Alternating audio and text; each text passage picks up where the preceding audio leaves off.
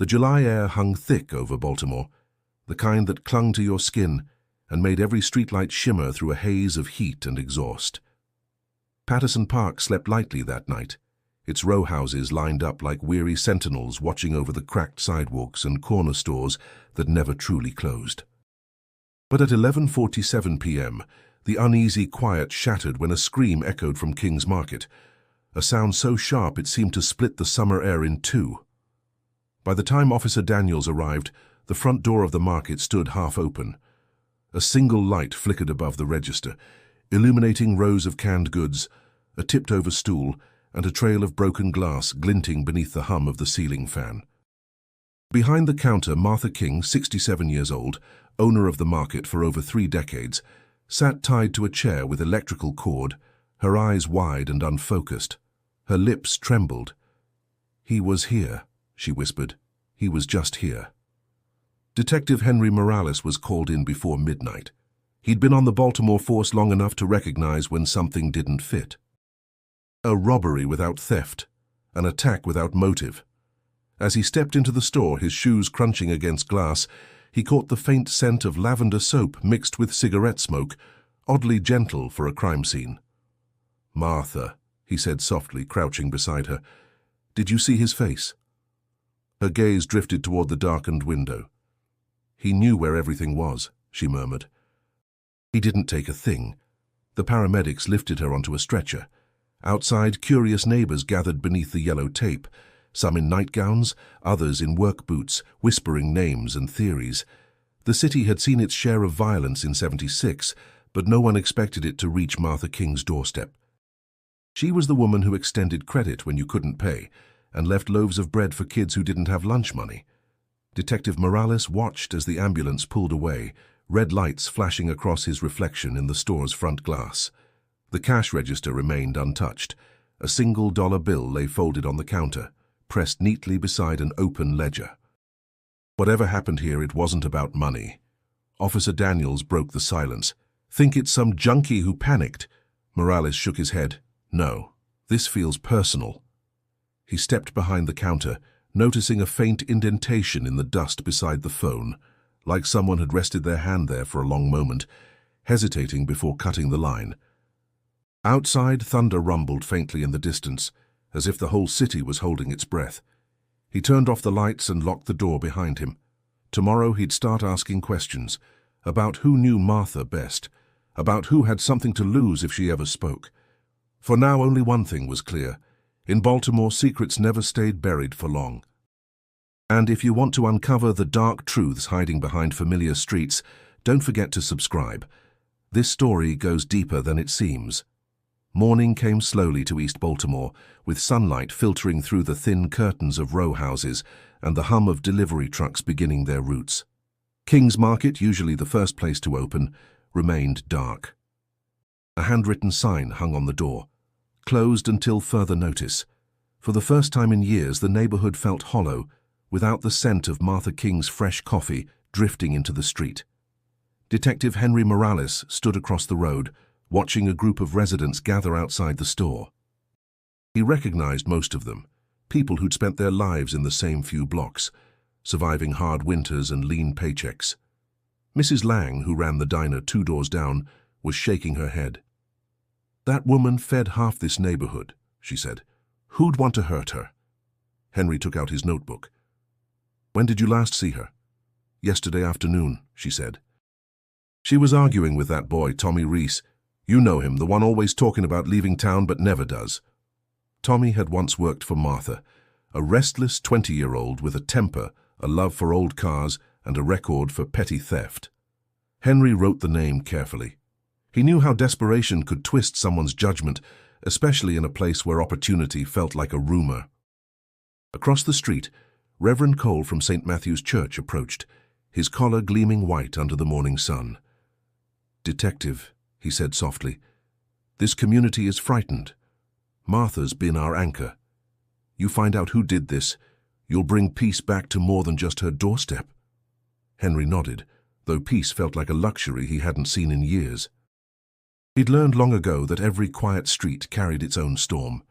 He stopped by the side of the building, where graffiti bled across the brickwork. names, numbers, and faded slogans from protests that once filled these same streets. The city was changing fast. Factories were closing, families were moving, people trusted less and talked quieter. And yet, inside King's Market, every customer still called Martha Miss King out of respect. Later that day, Henry visited the hospital. Martha lay in bed, a bruise shadowing her cheek. She turned her head slowly when she saw him. "They say it's just shock," she whispered, "but my heart won't stop pounding." He pulled a chair beside her. "Do you remember anything new? Anyone who might have been angry with you?" She hesitated. "Everyone here's struggling, Detective. Sometimes people lash out at kindness, makes them feel small." "Tommy Reese," he said. "You argued with him?" Her lips pressed tight. "He's a good boy. Just lost his way." Henry studied her expression. Protectiveness or guilt, he couldn't tell. He rose to leave, and as he did, she reached out. "Please," she said, "don't make this worse than it is." Outside her room, he paused by the window overlooking the city. Baltimore stretched before him, vast and restless, its skyline smudged by heat and smoke. Somewhere out there, someone knew what happened in that little market, and Henry Morales was determined to find them. By the third day, Baltimore's summer heat had turned relentless. The city buzzed with the rhythm of working fans' traffic and the faint hum of worry that had spread since the attack at King's Market. Detective Henry Morales sat in his unmarked car across from the store, watching a crew replace the shattered front glass. The market would reopen soon, but the neighborhood's trust wouldn't recover as easily. He opened the door and stepped inside. The air smelled faintly of bleach, masking the memory of that night.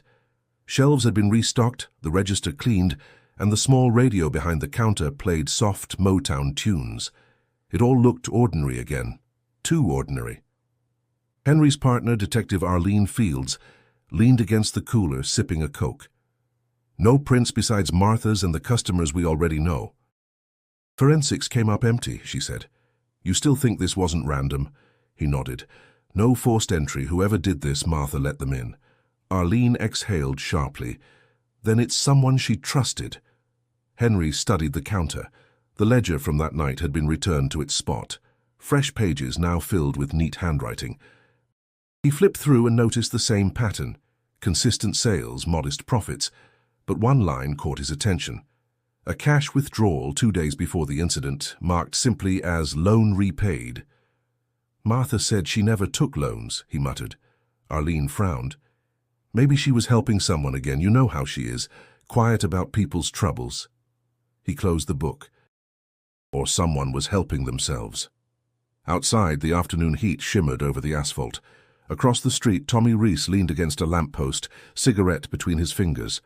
The kid looked uneasy, his eyes darting every few seconds toward the market. Henry crossed over. "Tommy," he said, "we need to talk." Tommy's jaw tightened. "I already told the cops what I know." "Then tell me again," Henry said. "You argued with Martha the day before the attack." Tommy's gaze dropped. "I just wanted my job back. She said she couldn't afford it no more." He flicked the cigarette away. "You think I'd hurt her? That woman's like family." "Family can hurt you worse than anyone," Henry replied. "Where were you that night?" Tommy hesitated. "At Reggie's bar. Ask around." Henry nodded slowly. "I will." He left the kid standing there, sweat trickling down his temples. Every lie had its tremor, and Henry could feel one hiding in Tommy's voice. Back in his car, he jotted notes in the worn leather notebook he carried everywhere. The more he wrote, the less sense it all made. No theft, no ransom, only fear. He glanced once more at the market. Sunlight poured through the new glass, but inside, shadows still clung to every corner. Something about that store was wrong, not just the crime, but the silence surrounding it. And Henry Morales had learned long ago that silence in Baltimore was never innocent. The hospital room was quiet except for the rhythmic beep of the heart monitor and the soft hum of an air conditioner fighting the July heat. Martha King lay awake, staring at the ceiling, her hands resting gently over the thin blanket. The bruises on her wrists had started to fade, but the weight of that night still pressed heavy against her chest. Detective Henry Morales entered quietly, holding a small notebook. "Morning, Mrs. King," he said. "How are you feeling today?" She managed a faint smile. "Alive, I suppose, though it doesn't feel much like it." Henry pulled a chair close to her bed. "Sometimes being alive is the hardest part," he said. "I wanted to ask about something you mentioned before, about the smell you remembered." Her brow furrowed. "Cigarettes," she whispered, "and lavender soap. My husband used that kind. After he passed, I kept a bar in the drawer. Comforting, you know." She paused, voice trembling. "But that night I smelled it again, stronger." Henry wrote the words down slowly. "Anyone else you know uses that scent?" She closed her eyes. "My nephew, Eddie. He comes by every week to check on me, helps with deliveries. He smokes those menthols that stink up my porch." "Did you see him that day?" "Yes, late afternoon. Said he needed a little cash to fix his truck." Her voice softened. "He's a good boy, Detective. Life hasn't been kind to him." Henry hesitated. "Did you give him the money?" She turned her head away. "Of course, family helps family." He looked at her closely. "Mrs. King, you said whoever attacked you knew the store, knew where everything was. Is there anyone besides Eddie or Tommy who fits that description?" Her eyes filled with uncertainty. "Maybe there was someone else once, a man my husband knew, helped with the store's books years ago. He stopped coming around after George died." "What was his name?" She frowned, searching her fading memory. "I can't recall. Funny thing is, I think I saw him last week, across the street. He waved, but I thought I was imagining it." Henry leaned back, the pieces shifting in his mind but refusing to fit. "If you remember anything else, even a detail, call me right away." When he stood to leave, Martha reached for his hand. Her grip was fragile but steady. "Detective," she said, "whoever did this, please don't hate them. Hate eats the soul faster than guilt ever could." He nodded, though he couldn't promise that. Outside the room, he paused by the nurse's station, flipping open his notebook. Eddie King, nephew, motive, money, connection, strong. Yet something about Martha's tone, protective, almost rehearsed, made him question if she was hiding more than fear. As he left the hospital, the air felt heavier than before. The sun beat down on Lombard Street, glaring off car hoods and storefronts. Somewhere behind that brightness, the truth was waiting, blurred like a memory just out of reach, and Martha King's memory, fractured as it was, might be the key to unlocking it. Detective Henry Morales sat at his desk long after sunset, the hum of the precinct's fluorescent lights pressing into the silence. The city outside was restless, sirens in the distance, the low rumble of trucks along Lombard Street, but inside, only the scratching of his pen filled the air. He'd gone through Martha King's store ledgers 3 times already, each pass leaving him more uneasy than the last. On paper, her records were immaculate, neat handwriting, every sale accounted for, but the pattern was too perfect. In the final week before the attack, there were 5 separate cash withdrawals, each marked supplies or repairs. The totals didn't match her usual spending. Someone had been taking money, and whoever it was, Martha had helped cover it. Arlene Fields appeared at his desk with 2 cups of coffee.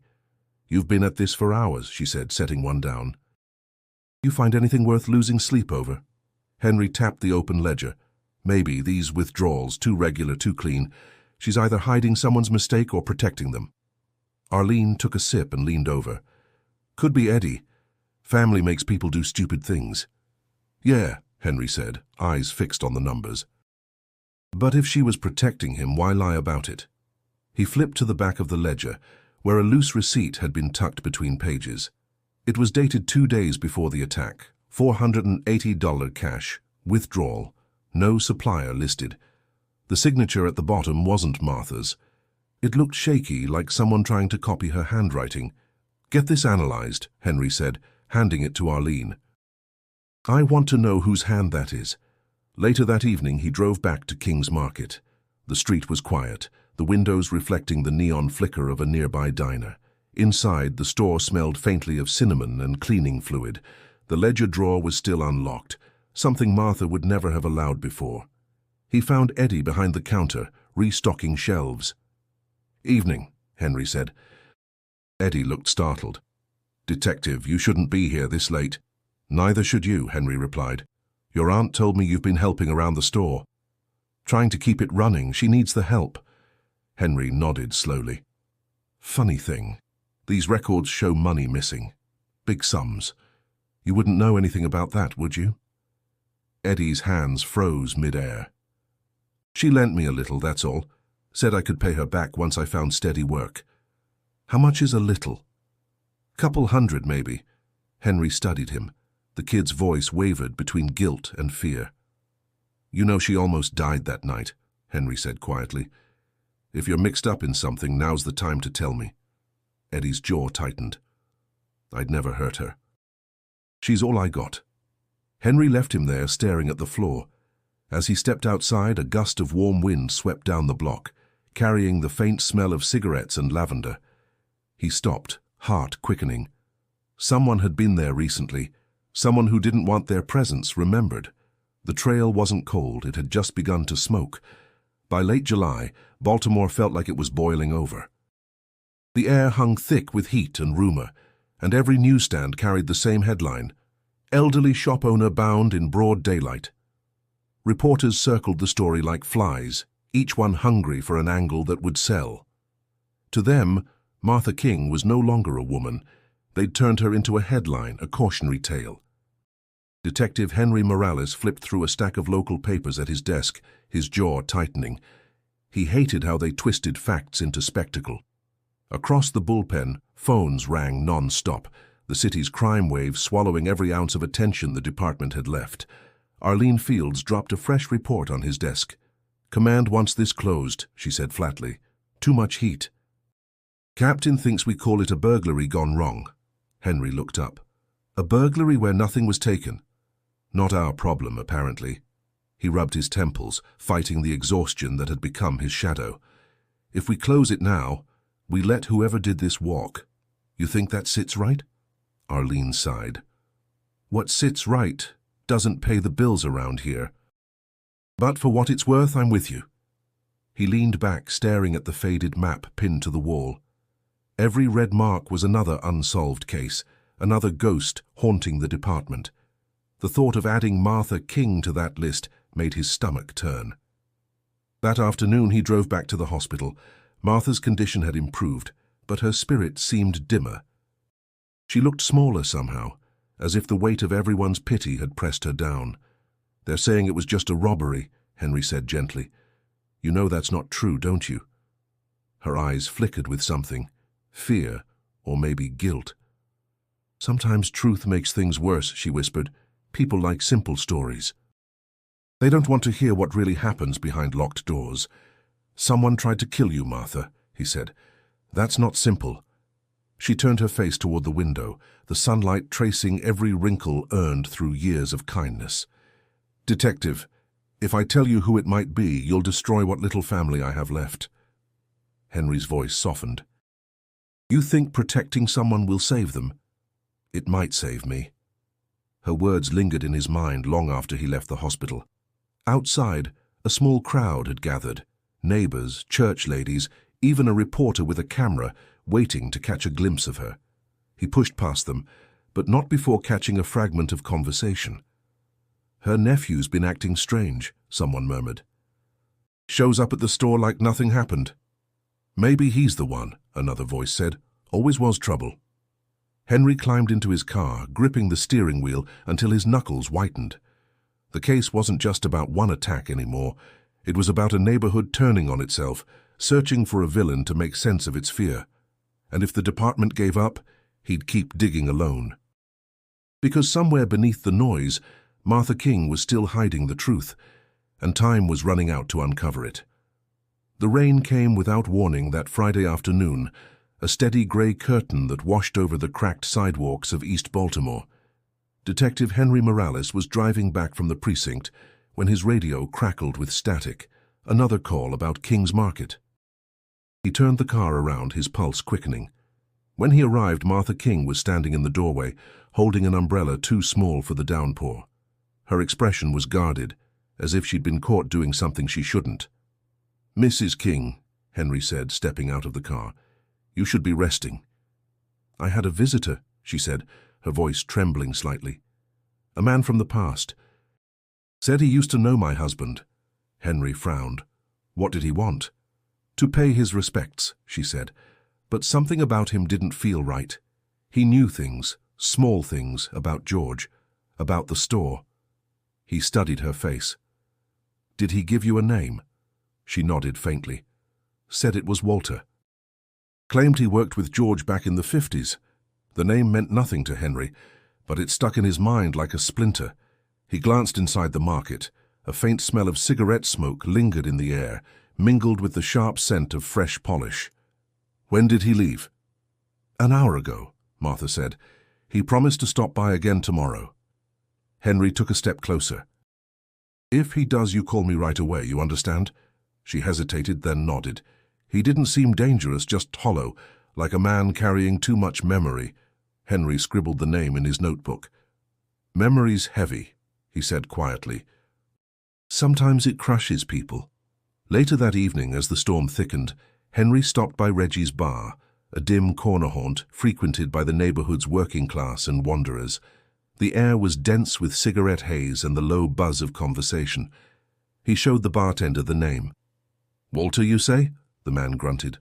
"There's an old-timer by that name.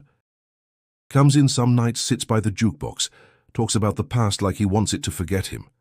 Henry left his card. "If you see him, call me." When he returned home, he couldn't shake the image of Martha standing in the rain, her frail frame silhouetted against the dim light of the market. There was something different in her voice now, less fear, more resignation. As if the past had finally come knocking, and she knew it was time to open the door. The next morning, a call came before dawn. Someone had vandalized King's Market overnight. Windows shattered, graffiti scrawled across the walls in dripping black paint. Henry arrived just as the sun began to rise, casting a dull orange glow over the street. Martha stood outside again, broom in hand, sweeping the broken glass into a neat pile. "They didn't take anything," she said softly. Henry stared at the black letters streaked across the wall. "Pay what's owed." A chill crept through him. Whoever Walter was, he hadn't come to reminisce, he'd come to collect. The graffiti was gone by morning, scrubbed away by neighbors who still believed decency could erase fear. But the message had already spread through the block, rumors whispered between coffee counters and church pews. Someone wanted something from Martha King, and it wasn't forgiveness. Detective Henry Morales stood inside the market, running his fingers along the clean wall where the words had been. He'd seen plenty of threats in his career, but this one felt different. Personal, deliberate. Across the counter, Martha rang up a customer as if nothing had happened. Her composure seemed practiced, a habit built from years of hiding worry behind polite smiles. When the last customer left, Henry approached. "You shouldn't have opened so soon," he said. She gave a quiet laugh. "If I close every time the world turns ugly, I'll never open again." "Tell me about Walter," Henry said. Her eyes lowered. "He came by again this morning. I didn't let him in. He left a note under the door." She reached into her apron and handed him a folded piece of paper. Henry unfolded it carefully. The handwriting was sharp and uneven. "You know what he left behind. Time's up." He met her gaze. "What did your husband leave behind, Martha?" Her voice dropped to a whisper. "Money. A long time ago, he brought home a bag he said came from a business deal gone wrong. I never asked questions. I buried it under the floorboards and we never spoke of it again." Henry's pulse quickened. "You're saying George King stole that money?" "I'm saying he was trying to protect us," she said firmly. "He said men were after him, that if they ever found him, I should tell them he spent it, but I didn't. It's still here." Henry exhaled slowly. "How much are we talking about?" "Enough to buy silence," she said, "and guilt." He looked around the store, the worn counters, the faded wallpaper, the cash register older than most of his offices. It didn't look like a place built on stolen wealth.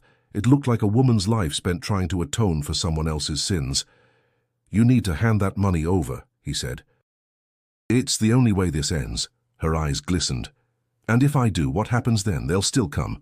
Some debts don't disappear, Detective. Before he could answer, the bell over the door jingled. Eddie stepped inside, carrying a box of supplies. He froze when he saw Henry. "Everything okay?" Eddie asked. Henry studied him. "Depends on what you know about your uncle's old business partners." Eddie frowned. "He works security, right? Guarding trucks or something?" "Something like that," Henry said, his tone measured. Martha's hand trembled as she closed the register. "Enough, Detective." Henry slipped the note into his coat pocket. "If Walter comes back, you call me first." As he left, the weight of her secret pressed heavier than the humidity outside. For the first time, Henry wondered if justice was even possible in a story built entirely on silence and loyalty. Some truths, he realized, came with a price too high to pay. Detective Henry Morales sat in the records room of the Baltimore Police Department, surrounded by stacks of yellowed case files that smelled of dust and time. The air was thick with the hum of old ceiling fans and the faint hiss of microfilm reels turning. He had spent the morning digging into George King's past, looking for any trace of the man named Walter. What he found made his chest tighten. A police report from 1959, an armored truck robbery outside a steel plant near Dundalk. 3 suspects, 1 dead, 1 missing, 1 never identified. The missing man, George King, security guard turned fugitive. The unidentified accomplice, possibly Walter. The stolen amount, $200,000. Henry leaned back, the pieces clicking into place like a lock turning. Martha hadn't been hiding money. She'd been hiding history. Arlene Fields appeared in the doorway holding 2 coffees. "You've been buried down here all morning," she said. "What did you dig up?" He handed her the file. George King was part of a heist. The man blackmailing Martha Walter is one of the others. They must have split the cash, and now he's come to collect what's left. Arlene's brow furrowed. "You think she still has the money?" "I think she never touched it," Henry said. "Guilt keeps people honest. Fear keeps them quiet." They drove back to King's Market in silence. The streets shimmered with heat, the kind that made the city look distorted through the windshield. When they arrived, the market was closed, blinds drawn tight. A single envelope was taped to the door. Inside was a faded photograph of 3 men standing beside an armored truck. One was George King. Another, younger and sharper-faced, had Walter Crane scrawled beneath it in blue ink. On the back, a note, "He promised me my share. Now she'll pay." Henry's stomach sank. "He's escalating," he said. Arlene crossed her arms. "So what's the move? We sit on her house, put out a bulletin?" "Neither," Henry said. "If Walter's tied to this, he won't run. Men like him want to be seen. They want to remind the world they're still owed something." That evening, Henry stopped by Martha's home. She opened the door slowly, her eyes red from sleeplessness. "You found something, didn't you?" she asked. He handed her the photograph. She took one look and gasped, covering her mouth. "That picture, it was taken the week before George disappeared. I thought it was gone forever." "Walter sent it," Henry said. "He's not going away." She looked past him, her voice trembling. "He'll come for what's his, but it was never his to take." Henry studied her closely. "Then whose was it?" She met his gaze with weary defiance. "George wasn't stealing for himself. He took it to protect someone else." "Who?" Henry pressed. She hesitated, then turned toward the window, watching the dusk settle over the street. "Maybe it's time you asked why men like Walter think the world still owes them." Outside, thunder rumbled in the distance, an echo of something long buried, now clawing its way back to light. The next morning, Henry Morales sat in his car outside Eddie King's apartment, the same building where factory workers once rented rooms during Baltimore's industrial boom. The brick was faded, the windows patched with tape. It was the kind of place where dreams came cheap and loyalty came at a cost. When Eddie finally appeared, he looked exhausted, eyes hollow, hands trembling slightly as he fumbled with his keys. Henry stepped out of the car. "Morning, Eddie. We need to talk." Eddie froze. "About what?" Henry held up the photograph Walter had left on the market door. "Recognize anyone?" Eddie's eyes widened. "That's my uncle. Where'd you get that?" Walter Crane left it for your aunt, Henry said. He says your uncle owed him money. Eddie's face went pale. Walter's still around? You know him, Henry asked. Eddie hesitated, then nodded. He came to me first, 2 weeks ago. Said he used to run jobs with my uncle, that George owed him a cut from something back in the day. He said if I didn't pay up, he'd hurt her. Why didn't you come to me? Henry said. Eddie looked away. Because I thought I could fix it. I took some of the store's cash, gave it to him to make him leave her alone. Henry's jaw tightened. How much? 500 the first time, then another 2. He kept asking for more, said it wasn't enough. And you didn't think to tell your aunt? Eddie's voice cracked. She's been through enough. I thought I could protect her. Henry leaned against the railing, the smell of motor oil drifting from the alley. You're in over your head, son. Men like Walter don't stop until they've taken everything. Eddie's hands shook. You think I don't know that? I thought maybe he'd just take the money and go, but he said there's more, said she's got something hidden. Henry stared at him. Did you ask her about it? She denied it, but I could tell she was lying. The silence stretched, heavy and suffocating. Henry finally said, You've got 2 choices. You help me stop him, or you'll both end up paying for your uncle's mistakes. Eddie swallowed hard. What do you need me to do? Tell Walter you can get him what he wants, Henry said. We'll set a meeting, controlled, I'll be there. Eddie's voice faltered. You're asking me to lie to a man who threatened my family. I'm asking you to end it, Henry said firmly, before someone else gets hurt. Eddie nodded slowly, fear flickering behind his eyes. He won't come alone. He never does. Henry slipped the photo back into his coat pocket. Then we'll be ready for him. As he walked back to his car, Henry felt the old ache of cases that blurred right and wrong until both looked the same. This wasn't about justice anymore. It was about survival. And in Baltimore, survival always came at a price. The evening air carried the smell of rain and gasoline, a familiar mix that always reminded Henry Morales of nights when something was about to break. He sat in his car outside King's Market, watching the flicker of the streetlights as they cut across the store's faded sign. Inside, Martha and Eddie moved quietly, preparing for what was coming. The plan was simple, at least on paper. Eddie would reach out to Walter, tell him he'd found the hidden money. They'd arranged to meet at the store where Henry and Arlene would be waiting, but Henry knew better than to trust simplicity. Men like Walter Crane didn't walk into traps, they built their own. Eddie stepped outside and leaned against the doorway, cigarette trembling between his fingers. He said he'd come tonight, he muttered. Sometime after dark. Henry studied him. You're sure he believed you? He wants that money bad enough to believe anything, Eddie said. But if he figures out we're setting him up. Henry cut him off. Then we make sure he doesn't. Inside, Martha stood behind the counter, her hands folded neatly over the register. You don't have to do this, she said softly. Let the police handle it. Henry shook his head. This is the police handling it. She sighed, her voice barely more than a whisper. George always said the past has long arms. I just never thought they'd reach this far. The hours crawled. Rain began to fall, tapping against the roof like the ticking of a slow clock. Arlene's voice crackled through the radio hidden behind the counter. Nothing on the south end yet. He'll come from the alley if he's smart. He's not smart, Henry murmured. He's desperate. At 10:43 p.m., a car engine rumbled in the distance. Headlights swept briefly across the window before cutting out.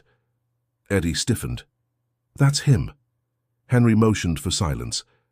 Footsteps echoed outside, heavy and deliberate. The door creaked open, and Walter Crane stepped inside, older now, but still carrying himself with the arrogance of a man who'd never paid for his sins. His coat dripped rain onto the floor. Evening, Martha, he said, his voice low and rasped. Heard you've been keeping something that belongs to me. Martha's voice shook. You're mistaken, Walter. There's nothing left. Walter smiled thinly. That's funny, your nephew says otherwise. His eyes shifted toward Eddie, who stood frozen near the back shelf. Henry stayed still, hidden behind the counter's shadow, his hand resting near his holster. I just want what I'm owed, Walter said. Then I disappear for good. Martha's tone hardened. You already took everything that mattered. Walter stepped closer. Then I guess I'll take what's left. Before he could move again, Henry rose from behind the counter. That's far enough, Crane. Walter froze, eyes narrowing. Detective Morales, should have known you'd be part of this. You're done running, Henry said. Outside, thunder cracked like a warning. Inside, silence pressed down until it felt unbearable. And then, with one wrong move, the night finally broke. The storm broke hard over Baltimore, thunder rolling through the streets as if the sky itself were warning what was about to unfold. Inside King's Market, the lights flickered once before steadying. Henry Morales kept his focus on Walter Crane, who stood inches from the counter, rainwater dripping from his coat onto the tile floor. Hands where I can see them, Henry said. Walter smirked, raising them slowly. Relax, detective, you think I came here to shoot a grandmother? You came here for something you'll never get, Henry said. Walter's eyes slid toward Martha. That depends on what she decides. Martha stepped forward, trembling but defiant. George didn't owe you anything. He took that money because you were going to kill him. Walter's laugh was dry like gravel. Kill him? I was the one who saved him. Your husband was drowning in debt, Martha. He begged me to help pull that job. You're lying, she said. Walter leaned closer, his voice low. Then tell me how he ended up dead in a ditch outside Dundalk. You think that was an accident? Eddie moved from the back of the store, anger burning through his fear. You shut your mouth. Walter turned his smirk on him. The boy's got fire, just like his uncle. Henry's patience snapped. Enough. Step back, Crane. Walter raised his hands higher, but his smile didn't fade. You don't scare me, Morales. Cops like you never finish what they start. The room went still. Outside, wind howled through the narrow alley behind the store, rattling the trash cans and slamming a loose shutter against the wall. Henry motioned to Arlene, who was stationed by the back exit. She gave a silent nod. Eddie, Henry said quietly, go to your aunt. But Eddie didn't move. You said he killed Uncle George, he asked Walter. Walter shrugged. He killed himself when he decided to cross me. In one motion, Eddie lunged forward, grabbing Walter by the collar. The two struggled, knocking over a display shelf. Henry shouted, "Stop!" But it was too late. Walter twisted free, pulling a small revolver from inside his coat. Don't make me use it, Walter hissed. Henry drew his weapon, voice sharp. Drop it now. For a moment, all that existed was the sound of rain pounding against the windows and the heavy breathing of four people bound by the past. Then Martha spoke, her voice clear and steady. You don't want to do this, Walter, not again. Walter's hand trembled. You don't understand. I do, she said. You're tired of running from what you did. He blinked, and in that fraction of hesitation, Arlene burst through the back, gun drawn. Drop it. Walter turned toward her, but Henry was faster. With a single command, now! Arlene fired once into the ceiling. The shock broke Walter's stance. The gun fell, clattering across the floor. Rain thundered outside as Walter slumped against the counter, defeated. For the first time that night, the storm began to ease, but none of them dared to breathe. The past, it seemed, had finally come to collect its debt. The interrogation room smelled faintly of coffee and damp concrete. Walter Crane sat across from Detective Henry Morales, wrists cuffed to the table, his soaked coat hanging over the back of the chair. Outside, the storm had passed, leaving behind a dull grey light that bled through the frosted glass. Henry opened a file and spoke evenly. You're looking at armed assault, extortion, and a 30-year-old robbery that left one man dead. Do you want to start talking? Now's your chance. Walter smirked. You really think I care about time? I've been serving my sentence since 1959. Then tell me about George King, Henry said. Walter's gaze drifted toward the wall. George was the best man I ever knew, honest, loyal, but loyalty gets you killed in this world. Meaning? He didn't steal that money for himself, Walter said. He took it to keep the rest of us from dying. The boss wanted us to hand it over. George refused, said it wasn't right. He thought he could hide it until things cooled down. But the boss didn't like being crossed. Henry leaned forward. Who was the boss? Walter's jaw tightened. Doesn't matter now. Dead and buried. So George hid the money. Martha kept it. And you came back to take it, Henry said. Walter laughed softly. I came back to bury it. I just wanted to see her again, to make her tell me what really happened that night. Henry frowned. You mean the night George died? Walter nodded. We met him at the docks. He had the bag. Said he'd split it fair and square once he knew the heat was gone. But someone tipped the cops. Shots fired, panic everywhere. When the smoke cleared, George was gone. I thought he ran off. Turns out he never left. Henry's voice dropped. You think Martha knew? Walter looked up, eyes weary. She always knew. George called her from the truck right before it went south. Told her to take the envelope he'd hidden in the house. His share. Said if anything happened, she'd be safe. I guess she was. Henry stared at him. You spent 20 years chasing a ghost. Walter's smirk faded. Maybe. But you ever lose something that wasn't yours to keep? It eats at you. The room fell silent. Henry closed the file, his reflection faint in the polished table. You'll be transferred to county by morning, he said. As Henry stood, Walter's voice broke the quiet. Detective. Henry paused. She loved him, you know, Martha. She carried his sins longer than any of us could have survived. Tell her I'm done chasing what's gone. Henry gave a slow nod, then walked out. Outside the room, Arlene was waiting. You believe him? She asked. Doesn't matter, Henry said. What matters is what comes next. He looked through the glass one last time. Walter sat motionless, eyes closed, as if surrender were the only truth he had left. For the first time in weeks, Henry felt the weight begin to lift, just enough to breathe again. Weeks passed before the city began to feel calm again. The storm that had drenched Baltimore that night gave way to crisp September air, the kind that carried the scent of fried dough from street vendors and the faint echo of harbor bells. King's Market reopened quietly, without ceremony. Its new window reflected a neighborhood still scarred but breathing again.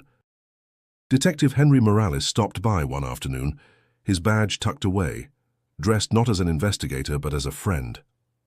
Martha King stood behind the counter, a soft smile returning to her face for the first time in months. Didn't think I'd see you here without a notepad, she said. Henry chuckled. I came for coffee. Heard it's still the best in Baltimore. She poured him a cup, her hands steady now. You've been keeping busy? Busy enough, he said. Walter Crane's being transferred upstate next week. He took the plea deal, confessed to everything. Robbery, extortion, the threats. Judge said his health's too poor for a long sentence. He won't see much more of the outside. Martha nodded slowly. Then it's finally over. Maybe, Henry said, stirring the sugar, but I keep thinking about what he said, that your husband tried to protect people, that maybe he wasn't the villain everyone thought. She smiled faintly. George was never a villain. He was a man who made one wrong choice and spent the rest of his life trying to make it right. I can forgive that. Henry studied her for a moment, then said quietly, And yourself? Can you forgive yourself? Her eyes met his, clear and unwavering. I already have. Carrying guilt doesn't bring anyone back, but living right, that's how I honor them. The door chimed as Eddie entered, holding a box of canned goods. Aunt Martha, he said, the supplier gave us an extra crate. Want me to drop it at the shelter? She nodded. Go on then, and tell them it's from all of us. Henry smiled. You two make a good team. Eddie shrugged. We're trying. Guess it's time we both started doing something good for a change. When Eddie left, Martha turned back to Henry. You know, when I first opened this store, I thought it was just a way to keep busy after George died. But it's more than that now. It's a place for people to come and feel safe again. Maybe that's enough. Henry finished his coffee and set the cup down. You've done more for this street than anyone in City Hall ever will. She laughed softly. That's not saying much, Detective. He grinned, tipping his hat as he walked toward the door. Take care of yourself, Mrs. King. Outside, the sun cast long shadows across Lombard Street. Kids rode bicycles past the market, their laughter echoing down the block. For the first time in months, Henry felt a quiet sense of closure. Behind him, the market bell jingled again, a sound not of fear or loss but of a life rebuilt, one small act of kindness at a time. 10 years later, the corner of Lombard and Linwood looked different. The neon sign above King's Market no longer glowed at dusk, and the wooden door that had welcomed generations of customers was now locked for good. Dust covered the shelves inside, and the faint smell of coffee and paper lingered, a memory that refused to fade. It was 1986, and Baltimore had changed. High-rises replaced row houses, and the rhythm of the city beat faster, harsher. But for those who'd lived through the old days, the market was more than a store. It was a monument to survival. A young reporter named Claire Donovan stood outside the building holding a small recorder. She was new to the city, assigned to write a story about the closing of an old neighborhood landmark. Her editor had called it a nostalgia piece. Claire saw it differently. The market wasn't just closing, it was ending an era. When the door creaked open, Martha King, now 77, appeared with her cane in hand and a smile that carried both age and grace. "You're here about the store?" she asked. "Yes, ma'am," Claire said. "I've read about what happened here, back in 76. "You've seen a lot since then." Martha chuckled softly. "That's one way to put it. I've seen how forgiveness grows even when the soil's not right for it." She invited the reporter inside, and they walked slowly through the aisles. The shelves were mostly empty, but each space seemed to hum with echoes, the laughter of children buying candy, the gossip of neighbors, the soft clink of the register drawer. "People used to come here just to talk," Martha said. "Sometimes that was all they needed." Claire pressed record. "And you never left Baltimore?" "I thought about it," Martha replied. "After George died, after the robbery, after everything. But this street raised me as much as any family could. I owed it one last good year, then another, then 10. Claire hesitated before asking, "Do you ever think about him?" "George?" Martha smiled. "Every morning, but not for what he did, only for what he tried to do. Life has a way of twisting good intentions into bad headlines. He wasn't perfect, but he loved me. That's the part I keep." They reached the counter. Martha opened the register, revealing a single folded dollar bill, the same one that had lain there untouched since the night of the attack. "That was the last sale we made before it all happened," she said quietly. "I kept it to remind myself that even when life takes everything, it still leaves you something small to hold on to." Claire turned off the recorder. "What would you say to people who remember this story?" Martha looked out the dusty window, the afternoon light soft against her face. "I'd tell them forgiveness is the only thing stronger than truth. Truth can wound. Forgiveness heals." As Claire packed her bag, Martha placed the dollar back in the register and closed it gently. "Every story has to end somewhere," she said. "I just wanted mine to end right here." Outside, the reporter glanced back once more. The sign above the market swayed in the wind, the letters faint but still legible. King's Market, since 1942. And for a moment, it felt like Baltimore itself had paused to remember.